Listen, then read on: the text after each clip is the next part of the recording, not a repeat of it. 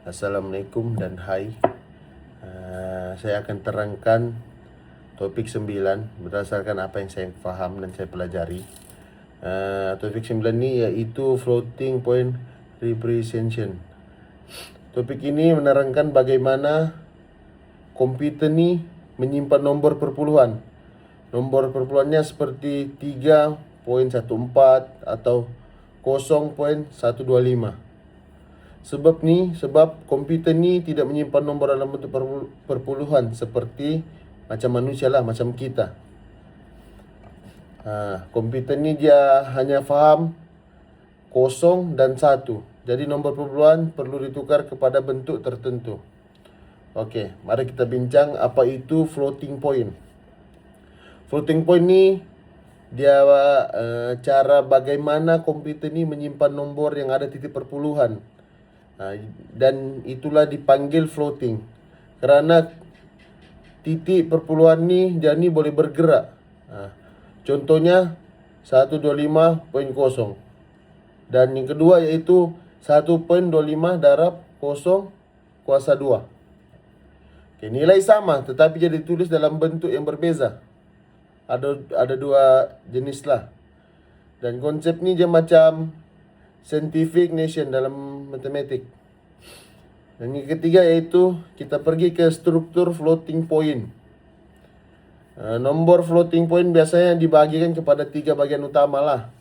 Yang pertama sign bit, yang kedua exponent, dan yang ketiga mantissa atau fraction. Okey, kita kembali kepada yang pertama sign bit. Sign bit ini ditentukan sama ada nombor ni positif ataupun negatif. Sebagai contoh 0, seperti kita tahulah 0 ni positif, 1 ni negatif. Dan yang kedua pula iaitu eksponen. Eksponen ni dia macam menunjukkan berapa jauh titik perpuluhan digerakkan. Dan dia disimpan dalam bentuk bias supaya tiada nombor negatif lah. Dan yang ketiga iaitu mantissa ataupun fraction. Dia ni menyimpan nilai sebenar. Nilai sebenar nombor ni tanpa ada eksponen lah. Untuk mudah difahami, ringkasnya macam floating point ni sama dengan sin plus eksponen plus mantissa. Okey, saya berikan contoh ringkas lah. Contoh yang senang. Sebagai contoh nomornya 6.25.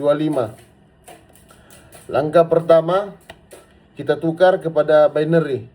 Contoh 6.25 sama dengan 110.012. Langkah kedua iaitu tukar ke bentuk normalize. 110.01 sama dengan 1.1001 darab 2 kuasa 2. Dan dari sini sin dia 0 positif, eksponen dia kita dapat 2 dan mantissa dia kita dapat 1001. Inilah cara macam mana komputer ni dia menyimpan nombor perpuluhan. Yang kelima iaitu masalah floating point. Satu perkara penting tentang floating point ialah ketepatan precision komputer. Komputer ni dia macam dia tidak boleh menyimpan semua nombor perpuluhan dengan tepat.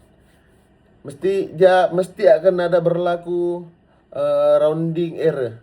Contohnya 0.1 plus 0.2 equal 0.3. Ini dalam komputer macam dia sama dengan yang ada di situ kan.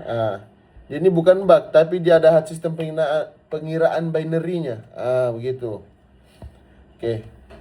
Dan orang tertanya-tanya kenapa floating point ni penting. Okey, bagi saya floating point ni sangat penting dalam pengiraan saintifik. Yang kedua, dia ni penting juga dalam grafik komputer. Yang ketiga, sistem kewangan. Dan yang akhir sekali, yang sekarang ni AI dan machine learning. Tanpa floating point ni kan, komputer hanya boleh kira nombor bulat je. Dia dapat kira pointer begitu. Okey. Untuk kesimpulannya, floating point representation ni ialah cara bagaimana komputer ni menyimpan dan mengira nombor perpuluhan menggunakan sin, eksponen, dan mantisa. Macam kita nampak, walaupun konsep ni nampak kompleks, tapi dia ni sangat penting lah untuk perkiraan dalam komputer, untuk dibuat dengan cekap. Sekian itu saya fahami dan saya pelajari tentang topik 9. Dan sekian, terima kasih.